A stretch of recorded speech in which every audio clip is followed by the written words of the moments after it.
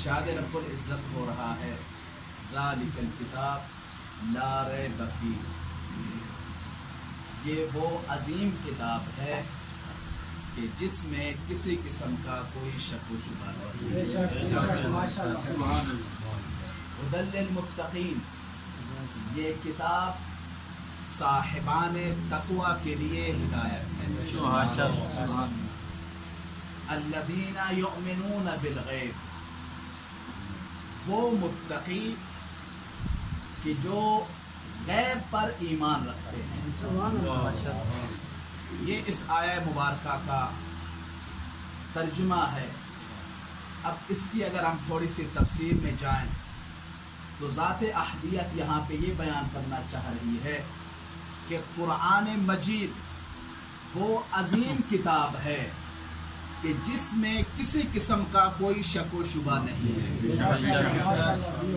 روز اول سے لے کر ابتداء تخلیق انسانی سے لے کر اب تک نہ جانے کتنی کتابیں لکھی گئی، لیکن ہر کتاب کو یہ شرف حاصل نہیں ہے جو قرآن مجید کو حاصل ہے۔ اللہ تعالیٰ خود قرآن مجید میں یہ گارنٹی دے رہا ہے اِنَّا نَحْنُ نَزَّلْنَا الذِّكْرَ وَإِنَّا لَهُ لَحَافِظُونَ، کہ بے شک ہم نے ہی اس قرآن مجید کو نازل کیا ہے اور ہم ہی اس کی حفاظت کرنے والے ہیں۔ اور صادق آل محمد کا ارشاد گرامی ہے کہ انسان کو، غور سے سنیے گا، انسان کو قیامت تک کے لیے جس چیز کی ضرورت ہے اللہ تعالیٰ نے اسے اس کتاب میں نازل کر دیا۔ جس حوالے سے بھی انسان رہنمائی چاہ رہا ہے، علمی حوالے سے، اخلاقی حوالے سے، عقائدی حوالے سے، تربیتی حوالے سے، تاریخی حوالے سے، ہر حوالے سے یہ قرآن مجید سیدھے رستے کی طرف ہدایت ہے۔ اللہ خود ارشاد فرماتا ہے ان ھذا القرآن یہدی للتی ہی اقوم، کہ یہ قرآن مجید ایک ایسے رستے کی طرف رہنمائی کرتا ہے جو بالکل سیدھا ہے۔ جو سیدھے رستے پہ چلنا چاہ رہا ہے اسے قرآن مجید سے تعلیمات لینی چاہیے۔ بلند آواز سے صلوات پڑھیں۔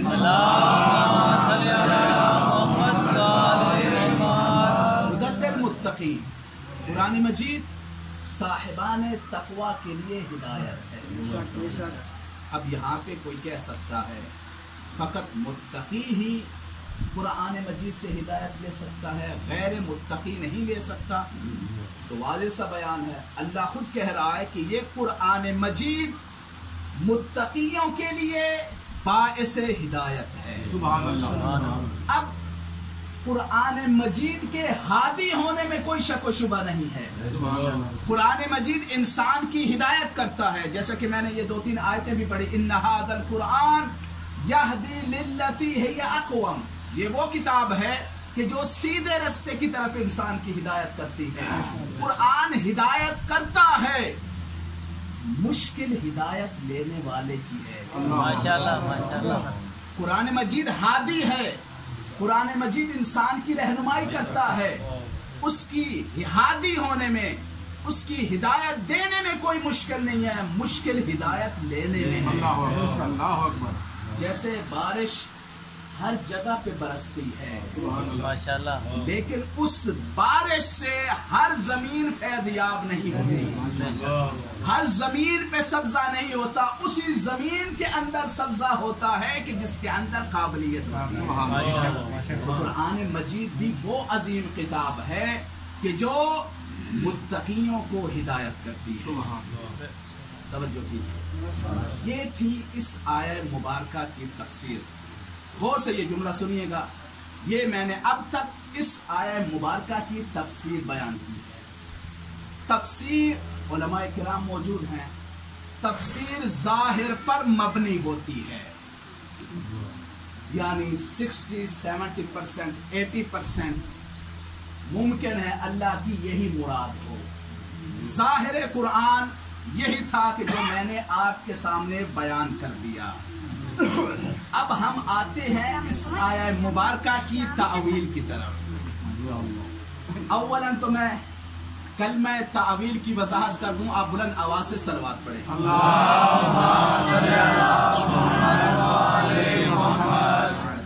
तावील कहते हैं कुरान मजीद की हकीकी मुराद को। तावील हकीकी मुराद को, यानी 100% जो यहाँ पे मुराद है।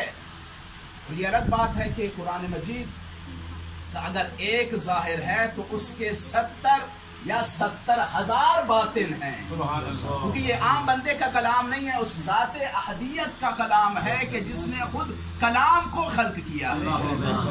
उसके कलाम की खूबसूरती ये है कि अगर उसका एक जाहिर है तो उसके 70 या 70,000 बातिन हैं। ये आपने तफसीर को जाना। अब हम आते हैं तावील की तरफ कि इस आया मुबारका की तावील क्या है। तफसीर हर बंदा कर सकता है कि जिसको ये इल्म हासिल है कि जो हमने अहले बैत से कसब किया है। ये जो अदवात हैं, ये जो अमारात हैं, ये जो जुनून हैं, उन पे हम अमल करके उनकी रोशनी में तफसीर कुरान की जा सकती है, हर आलिम कर सकता है। लेकिन तवज्जो कीजिएगा, तावील का हक हर बंदे को हासिल नहीं है।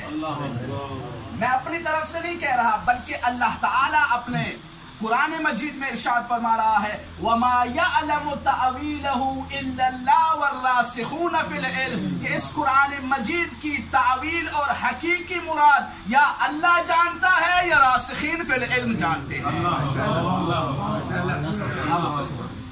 अल्लाह का तो हमें पता चल गया, ये रासिखून फिल इल्म कौन है कि जो कुरान मजीद की हकीकी मुरादात को जानते हैं। तो जब हमने अल्लाह की इस भरी कायनात में निगाह दौड़ाई तो रासिखून फिल इल्म का मिस्दाक या मोहम्मद नजर आए या आले मोहम्मद नजर आए।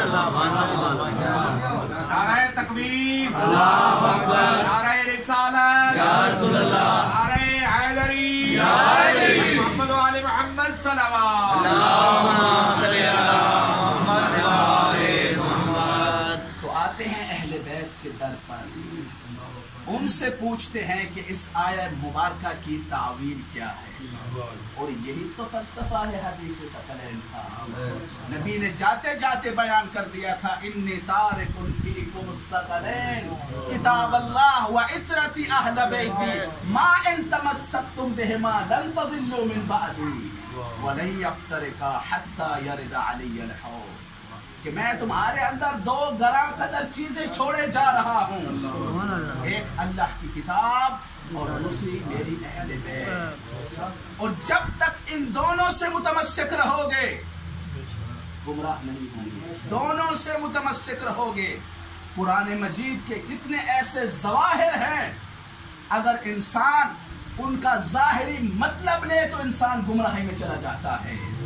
तो अगर इन कुरान मजीद में मुतशाबिहात भी हैं, कुरान मजीद में जिस तरह से मुहकमात हैं मुतशाबिहात हैं, अब मुतशाबिहात को समझना हर इंसान के बस की बात नहीं है। तो उनके समझने के लिए जरूरी है कि हम अहले बैत के दर पे जाकर उनके दरवाजे पे दस्तक दे और उनसे पूछे कि इन मुतशाबिहात से क्या मुराद है। तो अगर कुरान समझ में ना आए तो अहले बैत से अहले बैत की तरफ रुजू करें, और अगर अहले बैत के मवाक़िफ़ उनकी सीरत समझ में ना आए तो कुरान का जाके माशाल्लाह माशाल्लाह। इसलिए तो नबी ने फरमाया था, अल कुरान मअ अली व अलीयुन मअल कुरान, के कुरान अली के साथ है और अली कुरान के साथ है।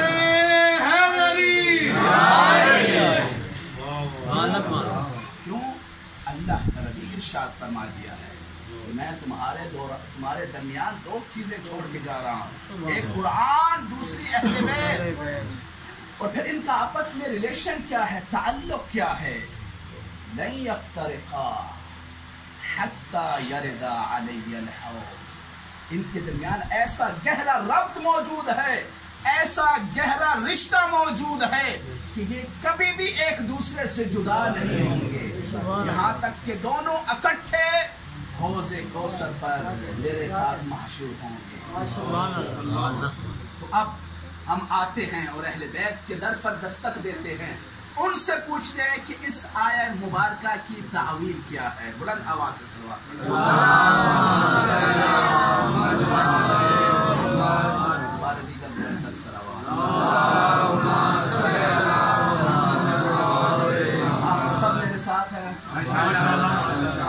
तावील सुनना चाह रहा है। मैं गारंटी के साथ कह रहा हूँ इंशाअल्लाह आप सबके दिलों को ठंडक पहुंचेगी जब आप तावील सुनेंगे। एक और बुलंद आवाज से सलवात।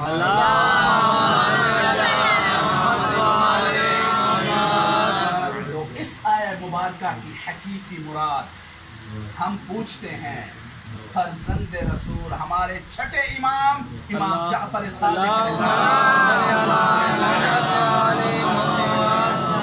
जब इमाम से पूछा गया ए फर्जंद रसूल ये तो बताइए कि यहाँ पे इस आयत मुबारका में दालिकल किताब ला रैब फीह के किताब, यहाँ पे इस आयत मुबारका में किताब से क्या मुराद है? तो इमाम ने फरमाया अल किताबो अमीरुल मोमिनीन अलैहिस्सलाम वल मुत्तकून शिअतुना, के यहाँ पे किताब से मुराद मेरे जद अली हैं और मुत्तकियों से मुराद हमारे शिया हैं। माशाअल्लाह माशाअल्लाह, बेशक बेशक। नारे तकबीर, नारे रिसालत, नारे हैदरी,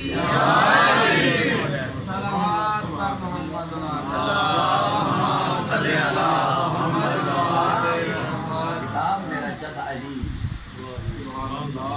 और मुत्तकी हमारे शिया, ये इसकी हकीकी मुराद है। ये यहाँ पे अल्लाह बयान करना चाह रहा है। अब हम आगे चले, देखिए जब हमने कहा कि किताब से मुराद अली है, अल्लाह क्या बताता है किताब के बारे में? दालिकल किताब ला रैब फीह, ये वो अजीम किताब है जिसमें किसी किस्म का कोई शक व शुबा नहीं। और जब किताब की तावील है अमीरुल मोमिनीन, तो मुझे यहाँ पे कहना पड़ेगा कि जिस तरह से किताब में किसी किस्म का कोई शक व शुबा नहीं है, हमारे वक्त के इमाम, हमारे पहले इमाम अली की जात में भी कोई शक नहीं है। और जो अली की जात में शक करता है खुद उसकी जात में शक करता है।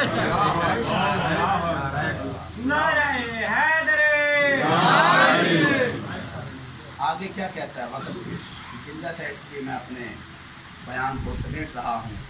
अल्लाह आगे क्या इरशाद फरमाता है? अल्लज़ीना युमिनून बिल गैब, मुत्तकियों की पहली सिफत ये है कि वो गैब पर ईमान रखते हैं। गैब उसे कहते हैं कि जो हवासे खमसा से दिखाई न दे। ये जो हमारी पांच हिस्से हैं कि जिनके जरिए से हम इस कायनात में मौजूद महसूसात को दर्क करते हैं, जो शय इससे नजर न आए, इससे महसूस न हो, उसे गैब कहते हैं। तो हमने अल्लाह पर ईमान रखा, अगरचे वो गायब है, हम अपने हवास के जरिए से उसे दर्क नहीं कर सकते, लेकिन क्या है जब नबी ने फरमाया कि अल्लाह है और खुद हमारी फितरत ने भी पुकारा कि अल्लाह है, तो हमने अल्लाह पर ईमान रखा। नबी ने फरमाया जन्नत और जहन्नम है, तो हमने जन्नत और जहन्नम पे ईमान रखा। नबी ने फरमाया कि पुल्ले सिरात है, गायब है, हमने नहीं देखी पुल्ले सिरात, लेकिन नबी ने कह दिया तो हमने पुल्ले सिरात पे भी यकीन किया। नबी ने फरमाया कि आलम बरज़ख है, तो हमने बरज़ख पे भी ईमान लाया। ये सब चीजें तो हर इंसान मानता है, हर मुसलमान मानता है, लेकिन जब बारहवें ताजदार विलायत की बारी आई, जब हम ये कहते हैं कि हमारा एक इमाम है कि जो फर्जंद इमाम हसन अस्करी है, जो अल्लाह के हुक्म से इस दुनिया में मौजूद तो है लेकिन हम उसका नजारा नहीं कर सकते, जब हमने ये नजरिया रखा कि हमारा वक्त का इमाम गायब है, कुछ लोगों के चेहरे मुतगय्यर हो जाते हैं। अच्छा ये बताइए, कहा यह जाता है कि इतना अरसा कोई शख्स कैसे जिंदा रह सकता है? मैं कहता हूँ कम अज़ कम कुरान तो पढ़ लेते आप। अगर कुरान पढ़ लेते तो ये सवाल न करते हजरत ईसा के बारे में عیسائیوں نے کیا گمان کیا؟ انہوں نے ایک شخص کو عیسیٰ سمجھا اور اسے سولی پہ لٹکا دیا، لیکن کیا اللہ کیا کہتا ہے؟ بل رفعہ اللہ، حضرت عیسیٰ کو سولی پہ نہیں لٹکایا گیا بلکہ اللہ نے آسمان پہ بلا لیا تھا۔ تو حضرت عیسیٰ تو ہمارے وقت کے امام سے پہلے کتنا زیادہ جو ہے وہ کیا ہے غائب ہو چکے ہیں۔ یعنی اگر آج 1441 ہجری ہے تو آج 2021 چل رہا ہے، تو کتنا فرق ہے درمیان میں؟ کم از کم 6 صدیوں کا فرق ہے۔ 6 صدیاں زیادہ ہیں حضرت عیسیٰ کی غیبت میں ہو اور ہمارے وقت کے امام کی غیبت میں۔ تو یہ جو غیبت ہے کہ جس پر ہم ایمان رکھتے ہیں، اس ایمان کا، اس غیبت میں اہل بیت کے ساتھ تمسک رکھنا، ان کی محبت کا دم بھرنا، ان سے اظہار عقیدت رکھنا، یہ بہت عظیم مقام رکھتا ہے۔ ہمارے 7ویں امام موسیٰ کاظم علیہ السلام، ان کا ارشاد گرامی ہے طوبی لشیعتنا المتمسکین بحبنا فی غیبت قائمنا، کہ طوبا یہ جنت کا عظیم مقام ہے۔ امام موسیٰ کاظم کا ارشاد گرامی ہے طوبا ہے جنت کا یہ عظیم مقام، کس کے لیے ہے؟ لشیعتنا، ہمارے شیعوں کے لیے۔ کون سے شیعہ؟ کہ جو ہمارے غائب، ہمارے قائم کی غیبت کے زمانے میں ہماری محبت کا دم بھرتے ہیں، یعنی جو غیبت کبریٰ میں امام کی غیبت میں اہل بیت سے محبت اور عقیدت کو باقی رکھتے ہیں، ان کی محبت کے ساتھ متمسک رہتے ہیں، اللہ تعالیٰ انہیں توبہ عطا کرے گا۔ پھر فرمایا الثابتین علی مودتنا والبراء من اعدائنا، ان کی صفت یہ ہے کہ وہ ہماری محبت پر ثابت قدم ہیں اور ہمارے دشمنوں سے اظہار براءت کرتے ہیں۔ براءت یہ ہوتا ہے کہ دشمنان اہل بیت سے ہمارا کوئی تعلق نہیں ہے۔ جس طرح سے ہم علی اور اولاد علی کی محبت قدم بھرتے ہیں، ایسے ہی ہم ان کے دشمنوں سے بیزاری اختیار کرتے ہیں کہ ان کے ساتھ ہمارا کوئی تعلق نہیں۔ اگلا جملہ سنیے گا اور بہت عظیم جملہ ہے۔ یہ جو اہل بیت کے ماننے والے ہیں، جو ان سے محبت رکھتے ہیں، ان کی عقیدت کا دم بھرتے ہیں، ان کے دشمنوں سے اظہار براءت کرتے ہیں، ان کے بارے میں 7ویں تاجدار ولایت آگے بہت خوبصورت جملے فرماتے ہیں۔ فرمایا اولئک منا ونحن منہم، کہ ہم ان میں سے ہیں اور یہ ہم میں سے ہیں۔ قد رضوا بنا ائمہ ورضینا بہم شیعہ، کہ انہوں نے ہمیں امام ہونا پسند کیا ہے اور ہم بھی انہیں اپنا شیعہ قرار دینا پسند کرتے ہیں۔ اور آخر میں تو امام نے جملے کی انتہا کر دی، فرمایا ہم واللہ معنا فی درجتنا یوم القیامہ، کہ یہ جو ہمارے شیعہ ہیں جو غیبت کے زمانے میں ہماری محبت قدم بھرتے ہیں، ہم سے اظہار عقیدت کرتے ہیں، ہمارے دشمنوں سے اعلان براءت کرتے ہیں، ان کے بارے میں امام نے کیا فرمایا؟ ہم واللہ معنا، کہ قیامت والے دن ہمارے یہ محب ہمارے ساتھ ہمارے درجے میں ہوں گے۔ یعنی اللہ جو جنت میں ہمیں مقام عطا کرے گا، ہمارے شیعوں کو بھی عطا کرے گا۔ ماشاءاللہ۔ دیکھیے، توجہ کیجیے گا، کسی کے ساتھ زبردستی چپک جانا، توجہ کیجیے گا، کسی کے ساتھ زبردستی چپک جانا، زبردستی کسی کے گھر کی زینت بننا، زبردستی اپنے آپ کو کسی کے ساتھ جوڑنا اور ہے۔ بات تو یہ ہے کہ اگلا کہے کہ یہ میرے ساتھ ہے۔ ماشاءاللہ ماشاءاللہ۔ اور ہمارا نبی کیا فرماتا ہے؟ من احب ابنت فاطمہ فہو فی الجنت معی، जो शख्स भी मेरी ज़हरा से मोहब्बत करता है क़यामत वाले दिन वो शख्स मैं मोहम्मद के साथ होगा। ये मकाम है। अहले बैत कहते हैं हमारे शिया हमारे साथ क़यामत वाले दिन हमारे दर्जे में होंगे। ये कोई कम बात नहीं है, ये कोई कम बात नहीं। आखिर में एक पैगाम और आपकी ज़हमत को तमाम किया। ये एक हदीस है, उस हदीस के ज़िमन में ही मैं आगा बुजुर्गवार का पैगाम भी जिक्र करूँगा। ये हदीस क्योंकि मुझे हदीसों से बड़ी मोहब्बत है। माशाअल्लाह, मैं चाहता हूँ कि अहले बैत का कलाम मोमिनीन तक पहुँचाया जाए। ये हदीस छठे इमाम से मंक़ूल है। एक सहाबिया जिसका नाम है खैसमा। इमाम अपने इस सहाबी को मुखातब होकर फरमाते हैं या खैसमा बल्लिग शियतना मिन्नस सलाम। ऐ खैसमा हमारे शियों को हमारा सलाम पहुंचाना। मैं यहाँ पे कहा करता हूँ कि इमाम का सलाम उस वक़्त के शियों तक नहीं था, बल्कि जहाँ तक इमाम की ये हदीस पहुँच रही है हर शिया तक इमाम का ये पैगाम और इमाम का ये सलाम पहुँच रहा है। गोया आज हमें भी इमाम सलाम पहुँचा रहे हैं। वकुल्लहुम ऊसीहिम बितक़वल्लाह। और उनसे कहना, हमारे शियों से कहना कि मैं सादिक आले मोहम्मद उन्हें तकवा की वसीयत करता हूँ। तकवा के दर्जात है। मोमिनीन तकवा का नाम सुन के परेशान हो जाते हैं, जैसे आप थोड़ा परेशान दिखाई दे रहे हैं। एक बुलंद आवाज से सलवात करें।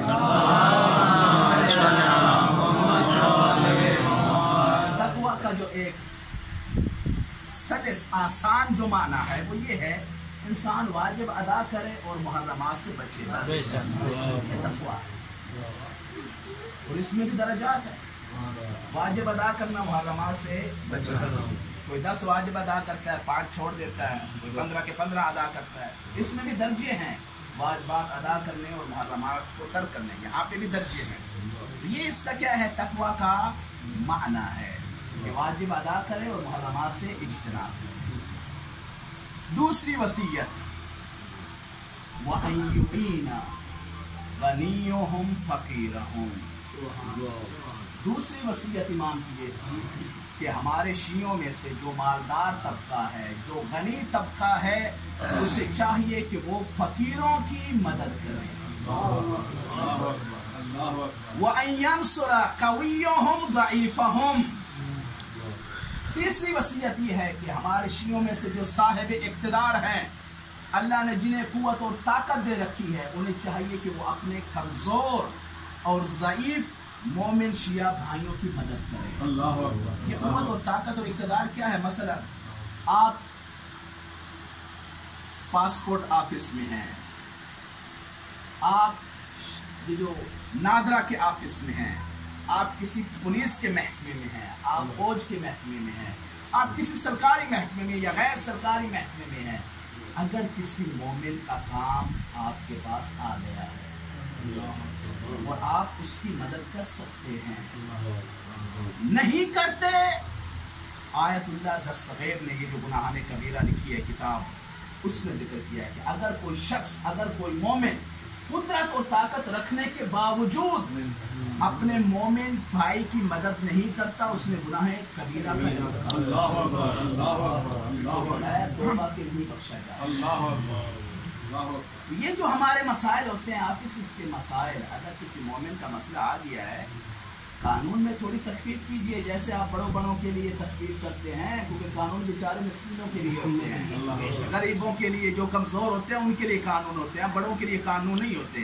अगर किसी मोमिन का मसला आ गया है, ठीक है, जैसे आप बड़ों के लिए इस्तिस्ना, उसके लिए इस्तिस्नाई सूरत पैदा करते हैं, कमज़ोरों के लिए भी इस्तिस्नाई सूरत पैदा किया करें। समझ रहे हैं मेरी बात?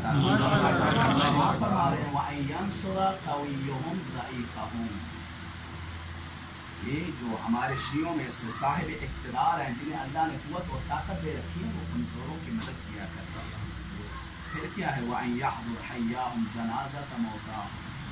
चौथी वसीयत ये है کہ ہمارے شیعوں میں سے جو زندہ ہیں وہ مردہ مومن بھائیوں کے جنازے میں شریک ہوں، اور جب میت قبر میں جاتا ہے تو سب سے پہلے توجہ کیجیے گا، بہت عظیم درجہ ہے ان اشخاص کا، ان لوگوں کا کہ جو کسی مومن کے جنازے میں شریک ہوتے ہیں۔ جب میت قبر میں جاتا ہے سب سے پہلے اسے جو بشارت دی جاتی ہے وہ یہ ہوتی ہے، ہاں غیب سے آواز آتی ہے، اللہ اپنے نمائندے کے ذریعے سے اس تک پیغام پہنچاتا ہے اس میت تک کہ جس مومن نے بھی تیرے جنازے میں شرکت کی ہے اللہ نے اس کے تمام گناہ بخش دیے۔ اور آخری اور اہم وصیت، وَأَن يَتَلَاقَى بَعْضُهُمْ بَعْضًا لِأَنَّ لِقَاءَ بَعْضِهِمْ بَعْضًا حَيَاةٌ لِأَمْرِنَا۔ ہمارے شیعوں کو چاہیے کہ ایک دوسرے کی ملاقات کو آیا جایا کرے۔ کیوں؟ کیونکہ ان کا ایک دوسرے سے ملنا ہمارے مشن کے زندہ ہونے کا موجب بنتا ہے۔ دیکھیے یہ مجالس، یہ جو ہم بیٹھے ہیں مجالس، یہ ایک ذریعہ ہے مشن اہل بیت کو زندہ رکھنے کا اور مشن اہل بیت کو جاری رکھنے کا۔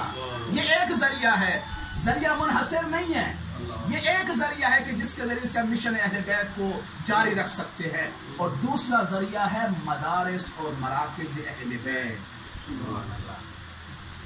یہ سب کے کیا ہے؟ امام نے فرمایا رحم اللہ احیو امرنا، رحم اللہ من احیا امرنا، ہمارے مشن کو زندہ کرو، ہمارے ذکر کو زندہ کرو۔ اور پھر فرمایا اللہ رحم نازل کرے، اللہ مغفرت کرے اس کی کہ جو ہمارے مشن کو زندہ کرتا ہے۔ صحابی نے پوچھا کیسے زندہ کرے؟ فرمایا یتعلم علومنا ویعلمها الناس، کہ ہمارے علوم سیکھیں اور انہیں لوگوں تک پہنچائیں۔